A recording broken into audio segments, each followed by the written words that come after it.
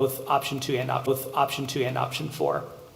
If we would want to move forward with option 2 in the summer of 2026, we would need to let BLDD know no later than the next meeting. So it doesn't mean we have to do it in the summer of 2026, just if we wanted to do it in summer of 2026, that's when they would need to start creating bid documents and going through design process and things like that. Option 4, December 2025 would be the deadline to move forward, and that would be the major construction period would be summer 2027 through summer 2028. They would start before summer 27, but there would be construction going on throughout that time. As we look at those cost opinions and what we think they might be, we went ahead and added together what the Columbus Gym was, or at least the early cost opinion for a Columbus Gym, and then putting Hamel 2 and the Columbus Gym together, so you could kind of see those two might be doable together.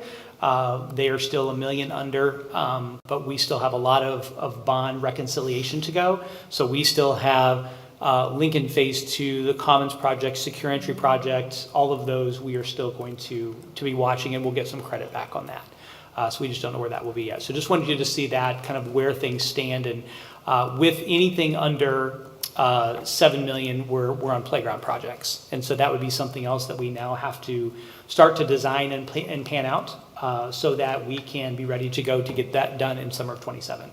Because that would be the last opportunity for us to do that before the bond money has to be spent on the first bond. Is the Columbus Gym, are there any variables for the board to look at? There are. If we wanted to go down that road, we could certainly discuss some of those. We've already downsized it a little bit, but the other option is to take storm shelter out of the equation. That's a little over $1 million to make it into a storm shelter. But I will tell you that if Alex Metzger was at the table, she'd be telling you she recommends a storm shelter. But it is a costly item. And the option 4 at Hamel, that would make that gym that was added onto a storm shelter. I do not think they have a storm shelter figured in that right now. Okay. If we would put a storm shelter there, that would be correct. An additional $1 million or whatever. Yep, something along those lines. Yeah. You mean the option 4 is yes. not a storm shelter? I don't think they did. I'd have to go back and double check. Now remind me, so the decision matrix for it becoming a storm shelter out of just its basic design is if it's standalone primarily. Correct. Right? Correct. Or if it's over a certain square footage? Correct. Yep, over 50% of the property, of the square foot of the building. So with the September 22nd kind of deadline, quote unquote, yeah. If we were to want construction to happen in 26, just curious, I think we've talked a little bit about getting staff input at Hamel. Great segue. Perfect. Great segue. So there were a couple things we need to do before September 22nd. We need to make sure that mechanical, electrical, plumbing is good to go. And we think electrical is good, but we just want to double check that to make sure that we can do whatever we need to do with the current electrical service, because that would be a significant cost to the project. We are conducting a programming meeting with Hamel staff. We have that tentatively scheduled before the 22nd so that we could kind of start to look at what are the programming needs, make sure that we're not missing anything. That honestly happens as we go through the design process. So concept is really the very beginning of that. As we give BLDD the green light, there will be a lot more of that really fine tuning of what that space looks like. But we want to make sure that if we're going to give them a green light, we give them a green light. It doesn't require anything other than knowing that we are moving forward. We're going to put things out to bid so that they're ready to, so that Holland and BLDD can be working on that.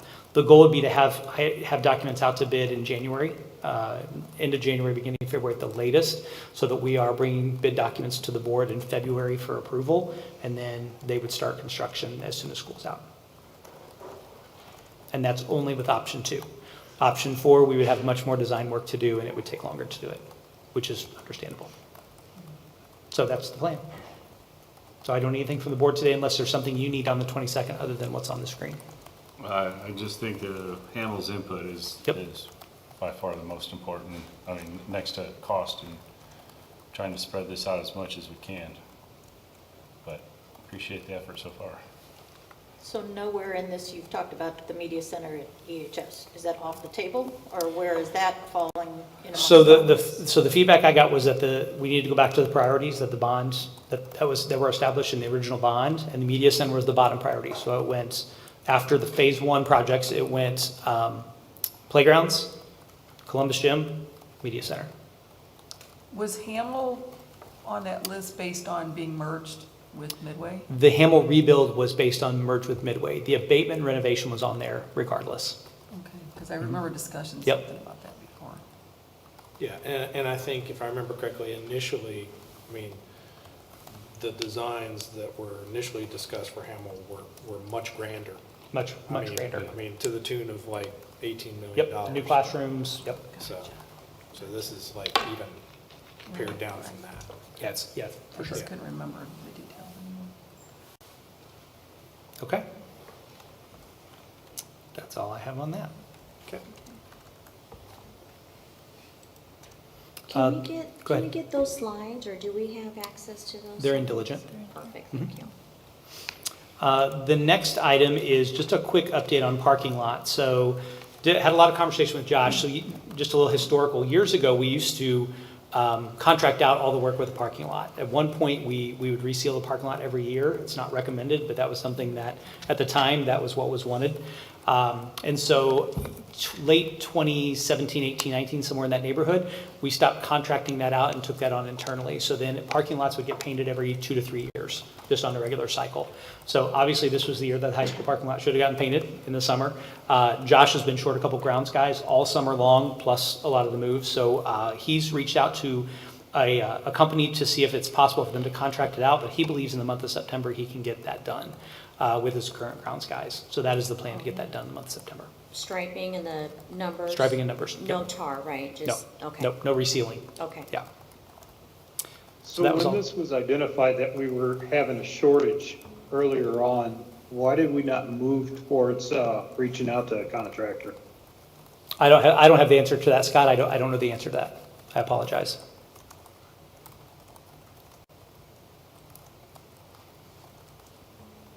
Any other questions? No, that's good. All right. Track chute extension. Got some slides for this, I think, too. Gene, do you have those? No? Hang on, I'll get them to you real quick.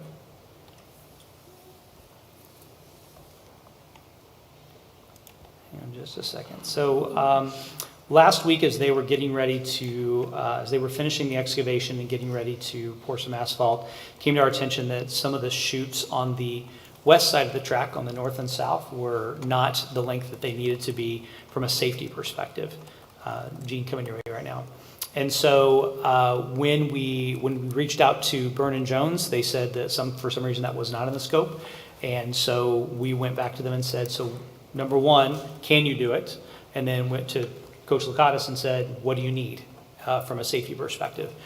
And so just to give you context, when track students are running, they run north and south on the west side of the track. So this is on the tennis court side, depending on the way the wind's blowing. So if the wind's coming from the south, they're going to run to the north.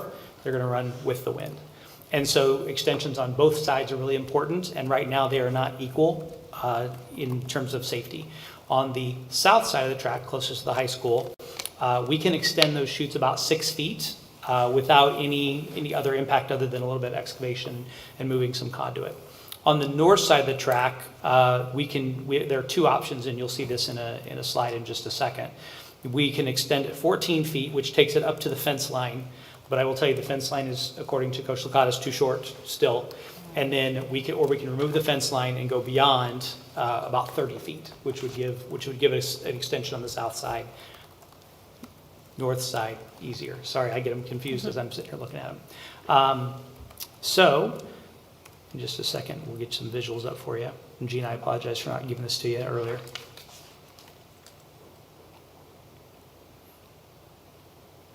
So in talking with Vernon Jones, they can do this right now.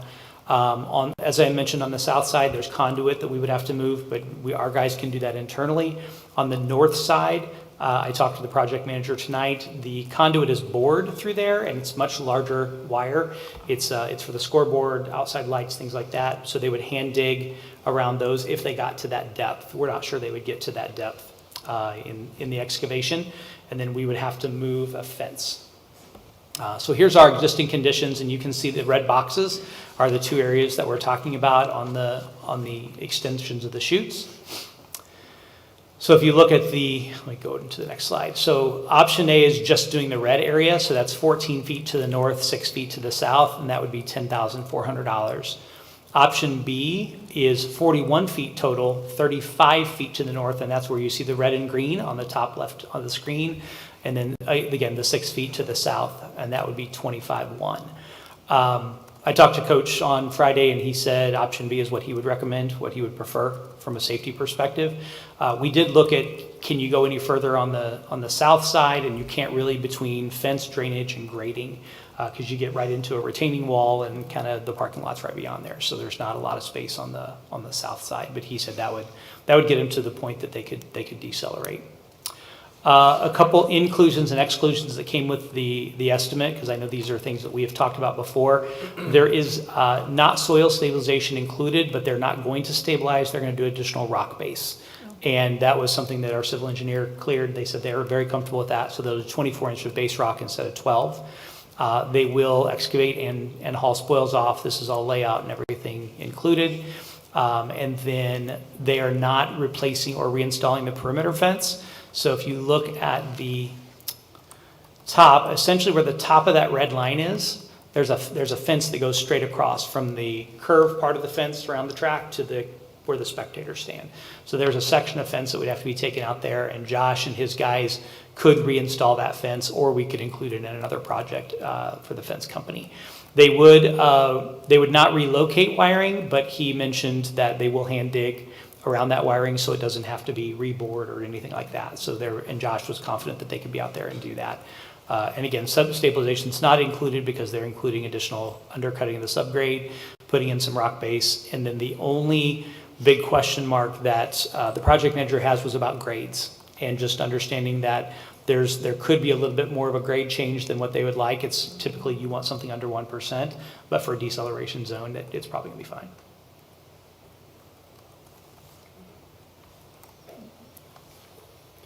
Can you go back to the picture with the red? Yeah. So the red to the south down there, is that all the way to the fence? It's about a foot, it'll be about a foot off the fence. Yeah, they'll get as close to the fence as they can. And Coach Lakatos was okay with that. Coach Lacasse is okay with that. And he was gonna try to make it tonight if he could, but he didn't know if he'd be able to make it. Now, option A, the 14 extension, the red part up on the north side. Mhm. What's That takes you right to the fence line now, Oh, to the current fence line? to the current fence line. Gotcha. Yeah, and that's the one that I said, I said, which one do you want from a safety perspective? And he said, well, we go to the fence line now with the pads on the fence, and when we have to run that way, it doesn't work very well.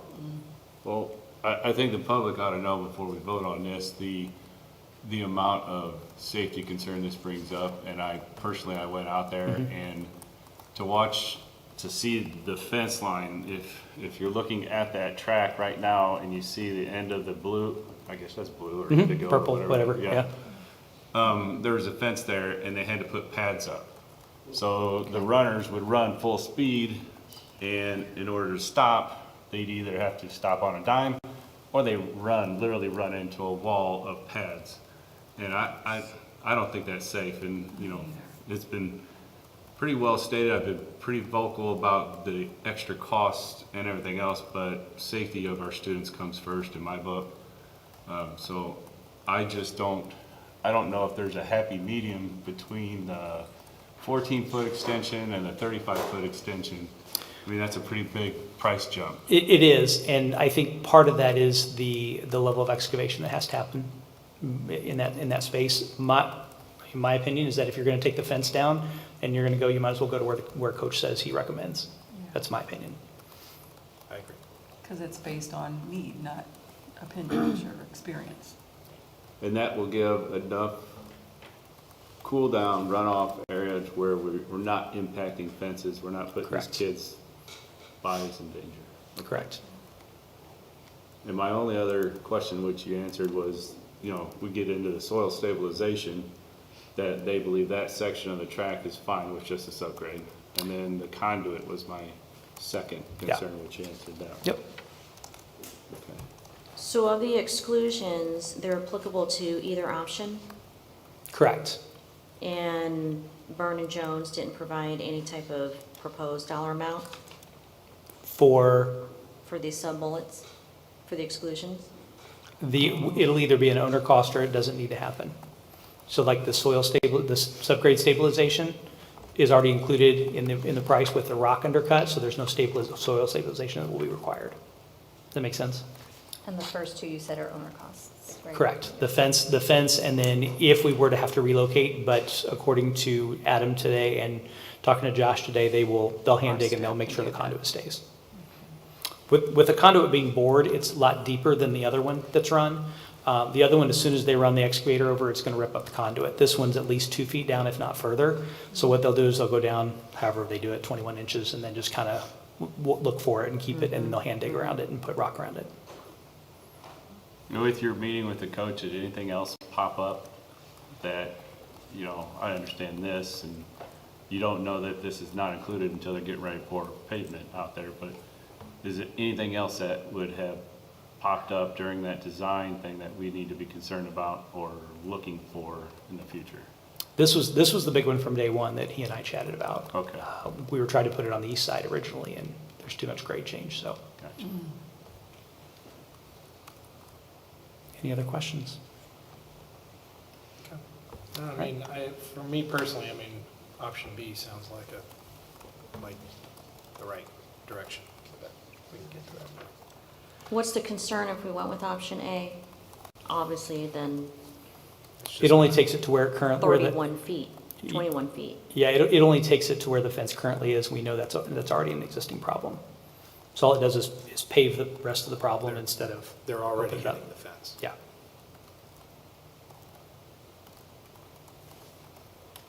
So it's paved now, No, it's paved, then grass, then fence. so they're running in the grass? Yes, Yeah. which is And also they not recommended. Impact the sensors, Yeah. like Yeah, pads I type. understand all Yep. that, I just,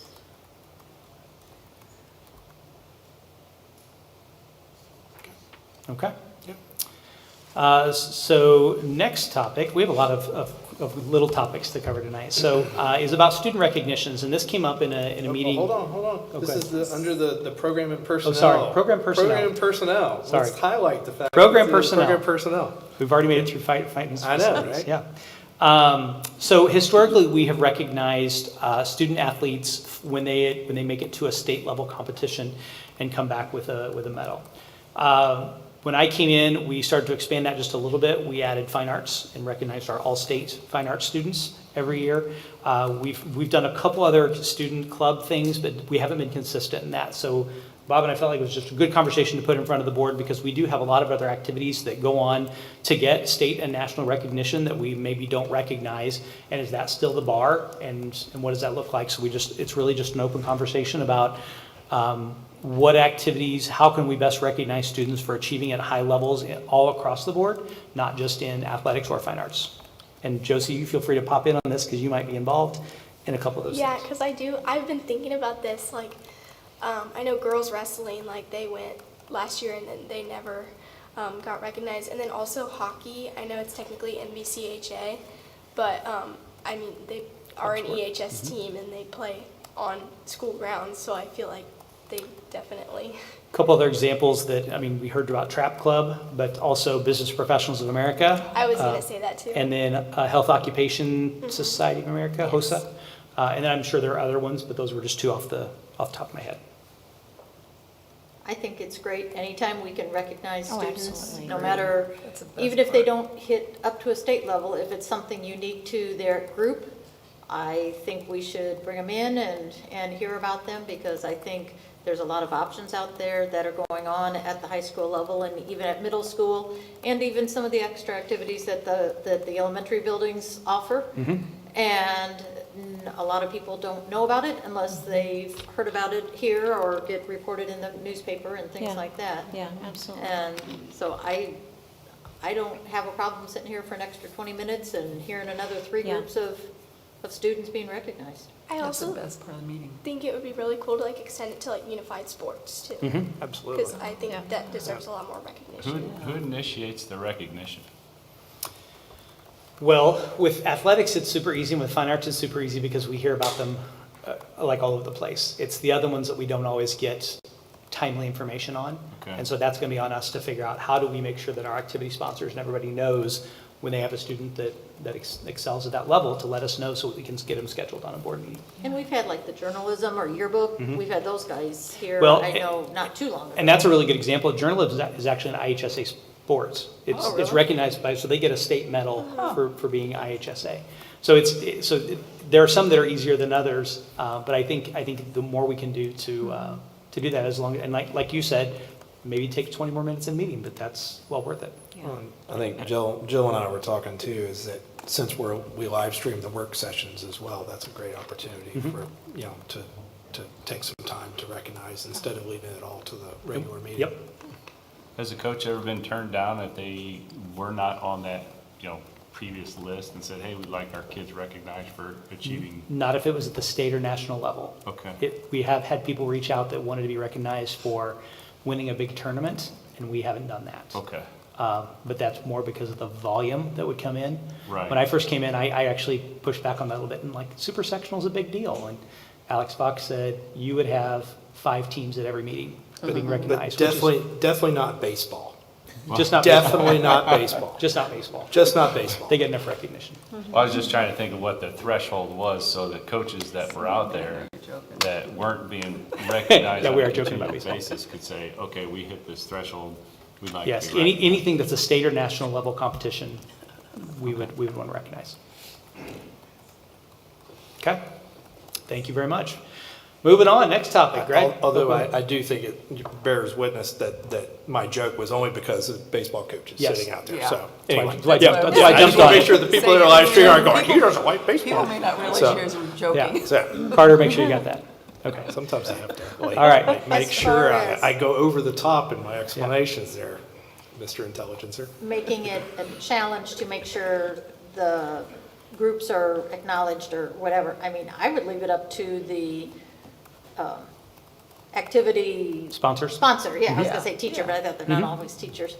And, if they've got something going on that they would like to broadcast, I think that would be, not put it on any administrator or whatever to say, what do you do? Let's let them tell the administration what they would like to present.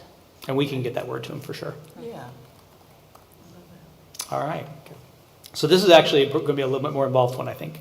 So I want to talk about graduation and location for graduation. So those of you that don't know, graduation for years occurred at SIUE until Vidal Bean Center had some construction needs, and we had to move it to the high school. I don't remember what year that was. Anybody know? I think 04. 04? But Alma thought too friendly when we talked. Jeans? 2010. 2010, Oh, wow. okay. 2010. Okay, so Gene would know. thought So I 2010 came to the high school. Is he the and from district that, historian? Kind of, yeah. Yeah, he and Dave together know the stories. Sit at the table. And so we moved it to the high school gym at that point in time, and it stayed there until last summer when it went back to Vidal Bean Center because of construction of the high school. So now it's time to decide how are we going to decide a location for next year. So I'll give you just some quick information. Obviously, there's some pros and cons. We didn't list all of them, just a couple, but there is a nostalgia of being on campus and being able to take pictures on campus. And but we do have slightly fewer tickets than SIUE. We printed 200 more last year than we typically print, and we probably had space for another 100 to 200 people that could have come in. Parking logistics at the high school is a huge challenge. It's just a little bit easier at SIUE to get people on and off campus. They do it a lot more than we do, and so it just seems to work a little bit better based on last year. We thought cost was going to be a significant factor, and let me talk through this before you realize it's not. Our cost for 2024 is in the left-hand column, and the SIUE cost of what we paid is in 2025. And you'll notice that audio-visual, we contracted that work out last year. Because it was, at the time, a one-time thing, just felt like that's who SIUE used. They knew everything they needed to do, and so we contracted that out. And then the labor costs you can see by comparison, and then the total cost. So without the audiovisual support, it's about the exact same cost. So the question is, where do you want to have graduation? If both things are equal. So question for the board, do you want to conduct a survey? If you want to conduct a survey, who do you want to conduct a survey of? Is that families? Is it students? Is it community? Is it nobody? That's totally up to you. We are confirming the long-term availability of SIUE, and then our goal would be to bring a recommendation to September 22nd so we can be planning graduation, because that already starts about now. How much are our graduating, number of students graduating dropping? Not really. Not very Not much really. In yet. fact, next year's It's gonna be class is going to be before we another 600 class. Okay. But we're over 525, 550. So it's not relevant This yet. class is 551. 551. Yeah, okay. Very similar to last year. The other thing that isn't on here is a con for the high school. It's hot. When it's hot outside, it is hot in our gym, and the air conditioners are cranked, and, It can be. yeah. So if we were to bring a recommendation on the 22nd meeting, I'm assuming the survey would happen in advance of that? Mhm. And do we think we would be able to get enough responses in that time frame? Yeah. If it's important, they'll answer. Yeah. Yeah. What was the seating of their gym versus our gym? They listed about 2,700 with the seats that we use, And then the seating of our gym? 2,400. Okay, but then we 2,500. had spillover that would put them in the media center and they'd watch it in the, or not In the media, auditorium. In the auditorium. Yeah. I don't think we used that in at least 24, we did not have spillover. Is that correct, Kyle? Yeah, because we broadcast it live, so it's on YouTube, so people can watch it just like they can a board meeting. I don't know, I mean, in some ways, it kind of seems wrong for us to be the ones kind of deciding that. I mean, I'm not the one graduating. I do have one graduating, but, Yes. but I do know too. He's So very, does Scott. very opinionated on that topic. So, I mean, I think a survey is definitely the way to go. Something simple. I mean, it doesn't necessarily have to Nope. be like complicated. At least just, that's my opinion. If we make it for just the students, then the parents are going to have to deal with the repercussion. It would be nice to Yeah. know from a parent perspective. I know, having been to both locations now, it did kind of seem like SIUE just kind of flowed. It was easy to get in. Mhm. It was easy to get out. Parking was not stressful. And I will say, I think SIUE does about, I'm going to quote this, 10 to 15 graduations a semester, because they have all the colleges and the graduates and the dental, and so they do this a lot, and that was super helpful for us, is they're like, no, you just go here and you do this. And side note, we were their largest graduating class this year, so I thought that was really interesting too, because they were really a little bit stressed about the number of people that might be there, but it did seem to flow really well. Lots of extra space for people to hang in and be in, and seemed to go well. Now, I will say, as a parent who has a lot of family out of town who would, love to come and sort of be a part of it, high school would be harder from that perspective. But again, I'm not the one graduating. So. Well, We if ran into upsettedness for people that couldn't get enough tickets for SIUE. Yeah. I think from the pro of the nostalgia purpose, having raised your kiddo from this to then landing and completing their school year right here would be pretty epic. I get it, it's just another brick and mortar location, you're still gonna get your diploma and you're still gonna graduate, but I don't know, I think I'm more of a nostalgic kind of person in that regard, Okay. but we should ask, I don't we should know. ask I students. think they're both really good. I think Yeah. SIUE definitely fit like the amount of people a lot better, but I also I think it's different to graduate in the place that you went than it is to in a place Yeah. that you don't know. But so I think they both would work. Good I don't think there's benefits. really a right or wrong answer. Yeah. I agree, and I think we can ask the historian, I'm sorry, but I thought we did a survey if it was in 2010, and it was from the students, and it was strong, we want to graduate where we went to school, but it might all be I think together I've different, but. heard Yeah. more that they would like to graduate at EHS, but I think a survey, especially for the students, would be a good idea. I think you're gonna get a different answer from the students than you get from the parents. Oh, absolutely. Right, right, Absolutely. right. Because the parents are Cool gonna to want more see. people coming, the students want the nostalgia, so. Yeah. Well, Yeah. if we No, you're right. instituted the spillover back into the auditorium, that's another, what, 300 seats right there? 600. 600 seats, I mean, that's, fine. But they're watching it on. yeah, but it's, when you're coming out and they're taking where the those family pictures photos, are. that's where Yeah. the memories Yeah. exist, not necessarily sitting in a hot gym, I mean, you're sitting in a plush I have to say, my grandson suite. graduated, my grandson graduated from Carbondale just recently, and I was sick, so I ended up not being able to go. I watched it on TV and I got to see way better. Oh, yeah. Not saying that that's a replacement, but still. So what I'm hearing is, let's do a quick survey. Let's survey students in the senior class and parents in the senior class. Two separate surveys. Just to Yeah, see, yeah. yeah. Just, And I just clarify that they will not get any more than their correct. You four will still tickets get your unless 4 it's allocated requested, tickets, and just there will Yes. be, because I know that was a lot of the question was, well, it's a lot Yes. bigger gym, we should be able Correct. to get more. I And think there was a perception that we had 5,000 seats. Yes. Yes. Oh. Yeah. And- And is there a way to assure people only vote once for household? No, not, Because garbage. Not on garbage, easily. If you have data and it's somebody voting 15 times and that's not an accurate survey. I Well, I struggle with think that it'll one. be accurate with the students. we can make sure Yeah, students vote once. Students, but Yeah. households. Yeah. We got 12,000 votes from seniors. We'll bring that data back and just be thinking about what you want to do with that data, and we'll have a recommendation to go with it, so. All right. All right. Moving right along, I'd like to welcome, or you want to say that, Tara? I'm reading No, the script. go Tara Fox, Director of Curriculum, and joined by Tim Funkhauser, who is the Chair of the PE and Health Department, and Kyle Stewart, who is our Associate Principal at the high school. Come on up, No. and either somebody's going to stand or you're going to steal a chair. There we go.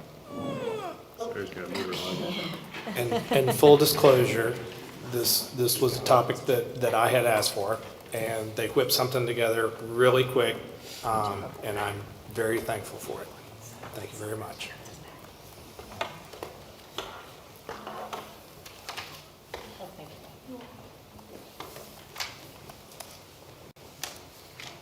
All right. Sure. All right, so we put together, do I need to push this closer to me?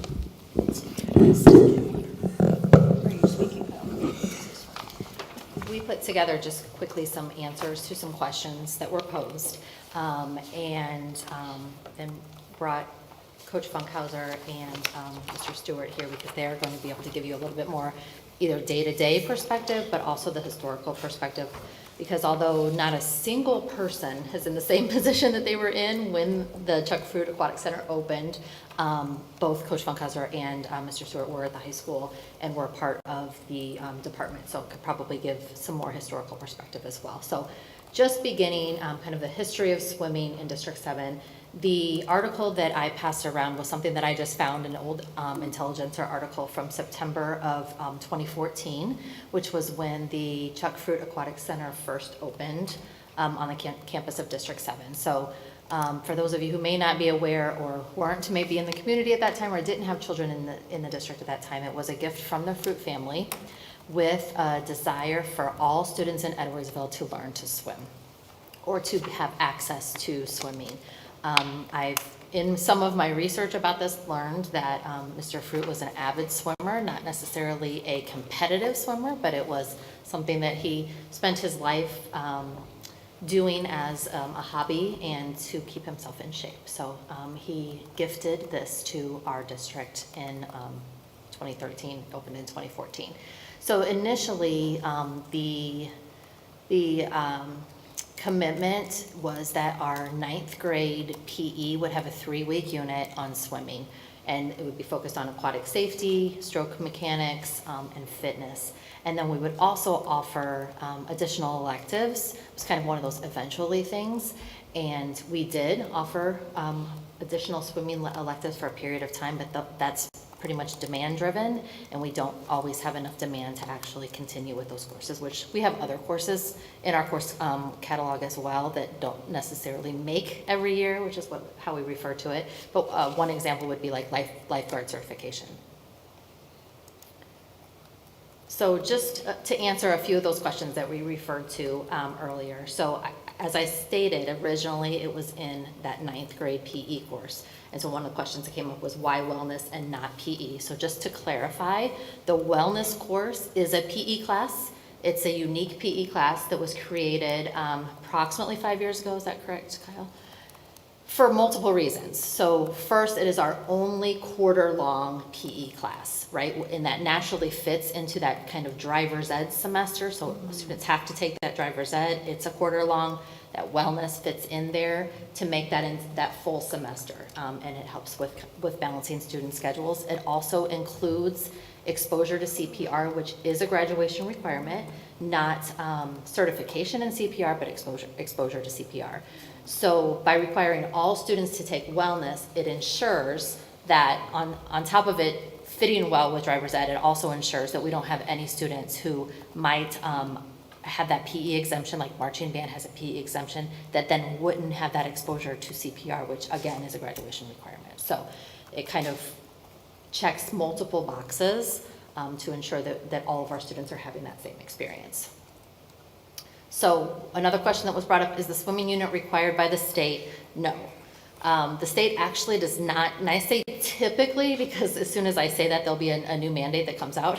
The state does not typically mandate specific activities related to physical education. So there's no mandate that says you have to learn this particular sport or this particular activity. It's up to local districts and departments to identify the activities and skill sets that they're going to teach to meet those standards. But swimming is offered, and in some cases part of required courses in schools across the state and in the Metro St. Louis area, obviously where facilities exist. So typically it goes with kind of where the pool is. I can remember decades ago, we had a required swimming unit. It was in middle school because the pool was next to the junior high. So that, that's going to be driven by that. Do students swim if they take wellness during the summer? So the answer to this is yes and no, as I researched more. The condensed schedule in the summer school instruction often necessitates slight changes to the curriculum. So in any course in the summer, because it's going to be condensed into a shorter amount of time, there's always going to be kind of changes to that content. It has been a part of summer instruction in the past. So but then there have been other things that have caused that to change.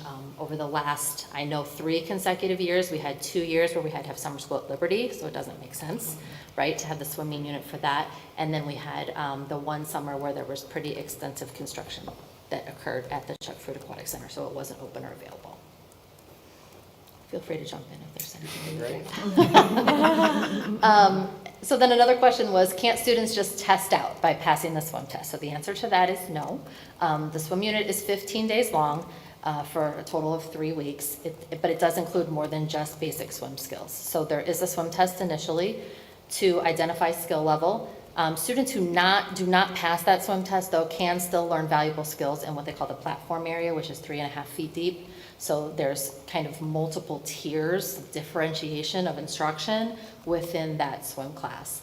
And then I just sort of brought everything together so you wouldn't get the list of all 15 days, but they have kicking, floating, and rotary breathing are part of the curriculum. There's sculling and treading.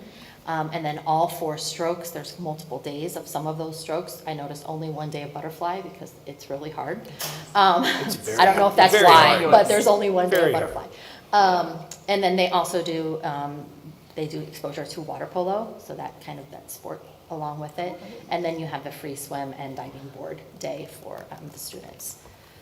So there's a lot more than just, kind of passing a swim test that goes into the swimming. Are students required to dress and undress in an open area? The answer to that is no. There are multiple places that where students can dress. Do a lot of students choose to dress in that area? Yes, I would say that would be the answer.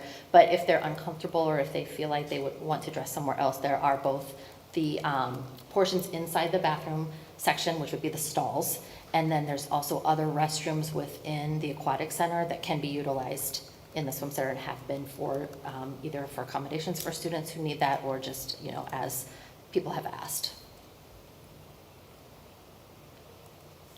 So, the kind of sensitive subject that we definitely question that is brought up a lot, how are days missed handled for students on their menstrual cycle? So, for those of you who are not women, or maybe don't have daughters, I don't want to insult anyone by over-explaining this, but, in a lot of cases, students on their menstrual cycle swim, right? So it's not a given that you cannot because you're on your menstrual cycle. But there is definitely they definitely have a plan for those students who either are uncomfortable with swimming while they're on their menstrual cycle, or they are not able to use what they need in order to be able to swim. So at one time, it was kind of a standard 3 days that were the allowed number of days out of the pool, with additional considerations for female students, but they have expanded that to 5 consecutive days as a baseline, and then they have additional days for consideration. So they are referred to as personal days. Nobody is broadcasting. Or in some cases, they call it need a day. They need a day out. If a personal or need a day is taken, the student dresses in their PE uniform and walks the pool deck to get full points. There also are makeup days, so if the student does not dress, they have the opportunity either during early bird or after school at certain times to be able to make up. So there, again, you have some differentiation for different students. But they're definitely considering the needs of all students, and if anything is brought to their attention specific to the menstrual cycle, they will address it. How are religious or cultural concerns handled? So there have been multiple exemptions for students in the past for religious and or medical reasons. EHS works with students and families to address the need when it's brought to their attention. So if there's a need brought to the attention of the teacher, oftentimes the teacher, if they feel like it's something that they have dealt with multiple times, may be able to handle it. If not, the steps they would take would be to go to Coach Funkhauser first as the department chair to kind of talk through the situation. If needed, they would then take it to Mr. Stewart to talk through. So there's definitely multiple people to help support if there's a unique situation. You never know what comes up or what kind of accommodations people might think that they need. And then we always try to support them with that. So a few notes, and I will let Tim or Kyle give any comments or answer any of your questions, but the swimming unit offers students valuable exercise, essential water safety instruction, exposure to a variety of swimming strokes. It also introduces that lifelong sport that supports health, safety, and recreation at every stage of life. So Coach Funkhauser and I were just talking out in the hall about how his mother still swims regularly. And it's a sport that is great exercise, probably one of the best exercise, and something that number one, can save your life in many situations by knowing, but also is something that you can do well into your older ages. We're also extremely lucky to have the facilities to provide this instruction to our students. There are almost no pools. There are actually no pools in our area, right? When you get north towards Chicago, you have a lot more of your schools that have the facilities, and some over in St. Louis. But we are extremely fortunate to have these kind of facilities to offer our students. And then, as I said before, they work together to address all student needs with that kind of hierarchy to go to if they need additional help. If I can add to it, like when we started this, I was teaching PE, and I was one of the 9th grade classes that took them over, and I had similar questions, and I'm not on Facebook, but there was multiple questions about a lot of these same things, and usually it comes up each year as a new freshman class comes in, or in some of these students might even be sophomores. But over the time, there's been added more blow dryers. There's 15 minutes at the very beginning, so everybody has a chance to get dressed. And one thing I will mention, I think most of the students choose to change in the stalls, and there's adequate time for that. They can change in the open area of like a regular locker room, and then there's also those additional restroom areas that if a student wants to change in there, they have access to that, and it's nothing glaring where the whole world knows. But they then have 25 minutes of swimming, and they're not swimming the entire time. I would not last more than 2 laps, I think myself. But they'll take them through progressionally, and they'll gradually build them up. They'll not only get knowledge of water safety, they'll get the different strokes that they can utilize, but the accommodations are multi-tiered. And whether it's a student that doesn't feel as, maybe they have anxiety, they're a little afraid of the water, if they can dress out and get in the 3.5 platform area and just get adequate to the water, eventually they can learn maybe some breathing or even treading. And the swim instructors do an outstanding job. Kristen and Bob are well versed in all the different strokes, but like I went over and watched today, and from whenever I taught it, or was there 7 years ago, like their passion, their intensity is still the same. And the kids, when they come out of there, the comments that I hear from the kids as they're finished and they're waiting for a friend to come out to the lobby area, they're like, oh, I went to bed I've never gone to bed at 9:30 at night or 10 o'clock at night, because they really have a good portion. And then they have 15 minutes at the very end. And we've had, I reached around the area because one of the questions was about like hair and like the extended time, or does this create other issues? We haven't had that we always have the blow dryer, and every once in a while maybe a student has their hair wet. But from the standpoint of even asking around to other districts, nobody is, like I reached out to Stevenson, one of our PLC visits. They have swimming. Like, what do you have any issues with that? And they've said that the department head said it, and I reached out to the swimming person. They said, well, same thing, we provide swim caps, additional access to accommodations, and then if they're out for religious reasons, they're out anyway.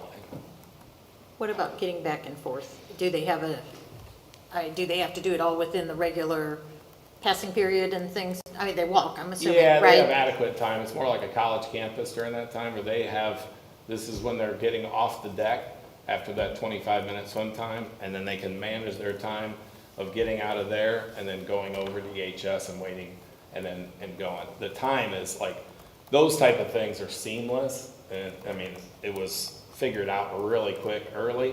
And then on days that we don't swim, like I always get a text from our teacher that is swimming, and we monitor the weather. We work with the swim coaches too, like, hey, we're not swimming today, there's a chance of rain. The first few years we used to take buses, and the buses would roll through, and I'm sure that was an issue. But with the timing of it is we have the units staggered. Like this one's at the very beginning of the quarter, I guess, and then the other one's towards the front of the second quarter, and then the end of the third quarter, so it avoids that winter time. So the kids aren't going out there whenever it's 0 degrees or something like you'd be walking across. They're not like across breaking the their hair or anything on in the middle of the They 2 forgot to degrees. dry it all away. Awesome. Well, thank you for taking the time Sure. to Yeah, do this. I absolutely. mean, you hear a lot of swirl, to your Sure. point on social media. I'm hopeful, particularly since we streamed this, that, hopefully it answers a lot of people's questions and maybe kind of addresses some concerns people had. So, Sure. but thank you. I Josie, appreciate you it. have any comments? I had at the end of third quarter, my hair would get a little stiff on the way back, but it really wasn't that bad. Like I went into it scared, but then I was like, it really wasn't that bad. It was actually kind of nice. It was like a break in my day. I think when they all realize that they're all in this together, it's not as daunting to them. And, freshmen they're freshmen. They're just finding their way in life. But kudos to you guys for your plan, what you put together. I saw this email come across and I thought, you know what, if we're the point to where kiddos that come in that have never swam before, and then by the end of their semester they can swim proficiently, then why not? So I'm glad we're blessed to have this aquatic center with that resource. So awesome. Well, I went to a university where swimming was a graduation requirement. Really? And we had every freshman, part of your indoctrination or your orientation was everybody had to go through and take a swim test. Just because they felt it was so important It to is. to It get really through. is. So, Yeah. and then if you didn't pass, then you had to take the PE class. I mean, everybody had to take PE, so that was one of the PE classes you had to take. So, there are other schools out there that do it. So Big they- schools. They can be exempted from this? The exemptions from the summer was due to construction, so it wasn't an option. They could be exempt for religious reasons. If there was a medical, we try to get them back into the pool, but there's sometimes where, because of their schedule and everything, they can't. But there's no exemption, like, I don't feel like swimming. If they can take the swimming test at the very end. And if they choose not to, then they'll move over to the platform area. If they don't pass it, then they move over to the platform area. So if you have a kid who's deathly afraid of water, Yeah. how would you handle that? We would, well, a lot of it even runs through the guidance counselor. And then depending on the tier, that person, like I mentioned earlier, that person's goal might be to get into the water in that area. And there's a whole list of different levels on that. Or the ones that have social and emotional needs, Yeah, we go Yeah. through just like a regular classroom. but they're still forced to take the class. They take the class. There's, I would say, like a lot of those exemption, like type come through me as well as Kyle and our guidance department. So those are a rare occasion where that person's gonna be adversely affected to that level where I know I mentioned it to Dr. Shelton about it one time, that we want the people to be as active as they can be without providing just gateways that, like, I don't really want to do it. But we're also sensitive to if it's going to be a negative impact.